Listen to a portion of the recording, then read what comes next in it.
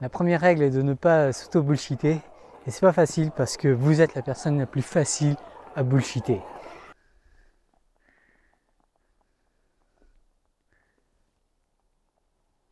Donc cette citation est de Richard Feynman et je pense qu'elle dit quelque chose d'extrêmement profond.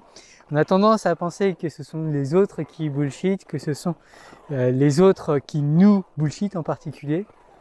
Mais peut-être le plus gros danger, en fait même très certainement d'après beaucoup de travaux en psychologie, le plus gros danger en fait c'est les bobards qu'on se raconte, même pas aux autres, mais à nous-mêmes. Tout ce qu'on se raconte pour se conforter notamment dans nos propres opinions. Il semble que ce soit ça la principale cause des erreurs de raisonnement.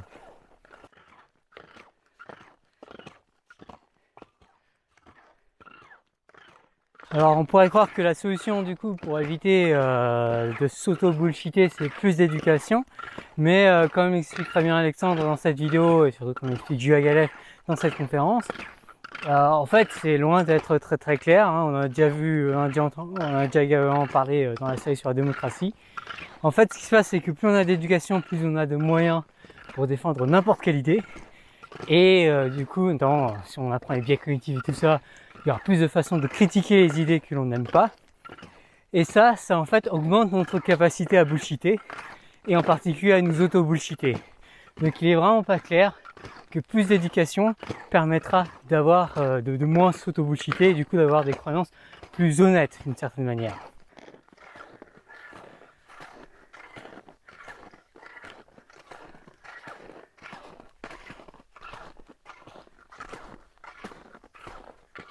Et clairement, c'est pas facile de détecter son propre bullshit. On est très sensible au bullshit des autres, mais c'est compliqué d'être sensible à notre propre bullshit, surtout si c'est juste dit pour nous, quoi. Et en tout cas, moi, j'ai beaucoup de mal. Ça m'est arrivé, par exemple, récemment dans une présentation que j'ai donnée à Sciences Po sur l'éthique de l'IA, où j'ai donné cet exemple dont j'avais parlé également sur Science for All lorsqu'on fait docteur. Enfin, quand on demande à une IA qu'est-ce que fait docteur moins homme plus femme, il répond infirmière. Et c'était un peu malhonnête, c'était même carrément malhonnête de ma part. Alors pas à l'époque, hein, à l'époque où j'ai fait cette vidéo, c'était legit. Mais quand je l'ai refaite, quand j'ai fait la présentation à Sciences Po il y a quelques mois, en fait c'était vraiment un mensonge de ma part puisque entre-temps, en 2019 si je ne me trompe pas, il y a eu un article qui faisait la remarque que en fait ce cas est dû à un artefact qu'on a demandé à l'IA. En gros, on a demandé à l'IA de dire ce que faisait docteur moins homme plus femme, mais on l'avait interdit de dire docteur. Du coup, il était un peu obligé de trouver un truc différent de docteur et qui correspond un peu à ça. Et c'est donc pour ça qu'il a donné la réponse infirmière. Alors petite remarque, il y a quand même pas mal d'autres articles qui montrent de manière différente le genre de biais qui peuvent apparaître lorsqu'on fait du traitement automatisé du langage. Mais en tout cas voilà, c'était malhonnête de ma part, quelqu'un me l'a fait remarquer juste après, et j'ai été un peu en mode bullshit, j'ai fait oui en effet t'as raison, mais il me semblait que c'était utile quand même parce que ça cache quelque chose de plus fondamental qui sont les biais algorithmiques.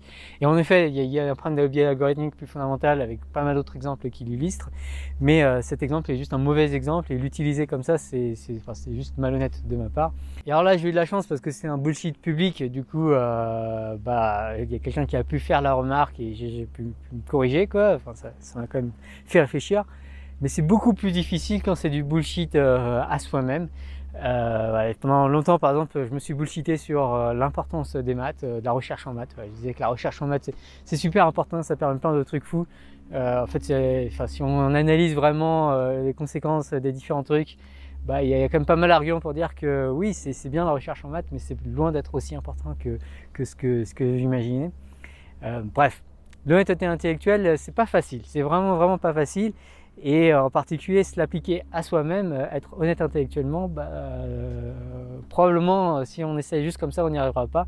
Il faut vraiment du travail, de l'exercice et s'habituer à chercher à être honnête intellectuellement.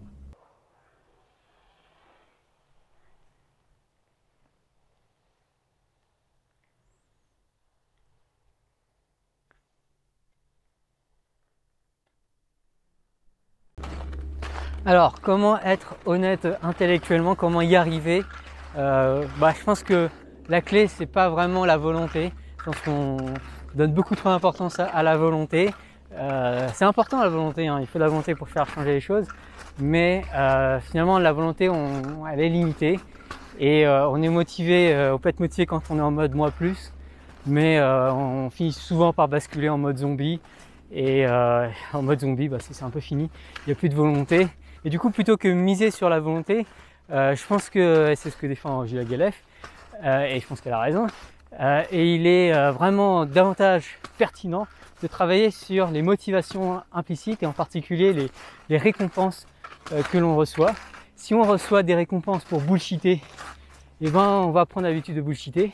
Si on reçoit des récompenses pour être honnête intellectuellement, eh ben, on va prendre l'habitude d'être honnête intellectuellement. En tout cas, ce sera plus facile de le devenir. Et du coup, je vous invite à vraiment réfléchir à quelles sont les récompenses que vous recevez et que vous donnez également. Est-ce que ces récompenses motivent les gens à être plus honnêtes intellectuellement ou est-ce qu'ils encouragent les gens à davantage bullshiter? Malheureusement, il y a beaucoup de milieux où j'ai l'impression que c'est plutôt le second. On s'encourage un peu à bullshiter parce que on a des convictions et il faut les défendre coûte que coûte. Et si c'est le cas, bah, on risque vraiment de bullshiter. Et c'était mon cas lorsque je faisais par exemple l'apologie de la recherche en mathématiques. Je m'étais entouré de d'autres gens qui faisaient également l'apologie des mathématiques et pour qui ce bullshit était ambiant et était tout à fait acceptable et accepté. Et à l'inverse, une honnêteté intellectuelle, un esprit beaucoup plus critique ou le fait de reconnaître qu'on a exagéré les trucs, mettre les bémols sur tout ce qu'on dit, bah, c'était pas si récompensé que ça. Je vous invite à faire gaffe à ça. Donc il y a à la fois des récompenses que vous pouvez vous donner à vous-même. Voilà, est-ce que vous vous dites yes, j'avais raison lorsque chaque fois que j'ai gagné un débat, chaque fois que vous arrivez à bien bullshiter, ou est-ce que vous vous dites ah bah là j'ai eu de la chance, mais là sur cet autre coup en fait non je me suis planté. Si vous êtes plus dans ce second truc et vous dites ah bah c'est cool que je me sois planté parce que ça me fait réfléchir, enfin ça serait cool plutôt que je découvre que je me sois planté. Voilà, découvrir une erreur récurrente que l'on fait, ça doit être associé à une récompense positive si on veut être davantage honnête intellectuellement. Et bien sûr, il y a également les récompenses sociales de notre entourage. Et là, pour le coup, c'est du coup, je pense vraiment utile de réfléchir à son entourage. Quelles sont les récompenses que donne son entourage? Pour reprendre l'exemple de Lé, qui défendait la recherche en mathématiques, faisait l'apologie de la recherche en mathématiques de façon, il me semble, bien trop exagérée. Ben, il s'était aussi entouré de tout un microcosme qui encourageait ça. Et du coup, bah, c'était pas cool. Ah oui, aussi, j'ai oublié les paris. Les paris, c'est aussi une excellente façon de se rendre compte de ce qu'on pense vraiment, et du coup d'être plus honnête intellectuellement. Voilà, si vous pensez que vous bullshitez sur un truc, dites-vous, ok, mais combien je suis prêt à parier sur ça? Pas besoin de parier publiquement, mais vraiment parier honnêtement, écrivez ça sur un bout de papier, et puis faites le bilan des paris que vous avez faits. C'est une façon de se rendre compte d'à quel point on bullshit, et en particulier quand est-ce qu'on bullshit beaucoup trop.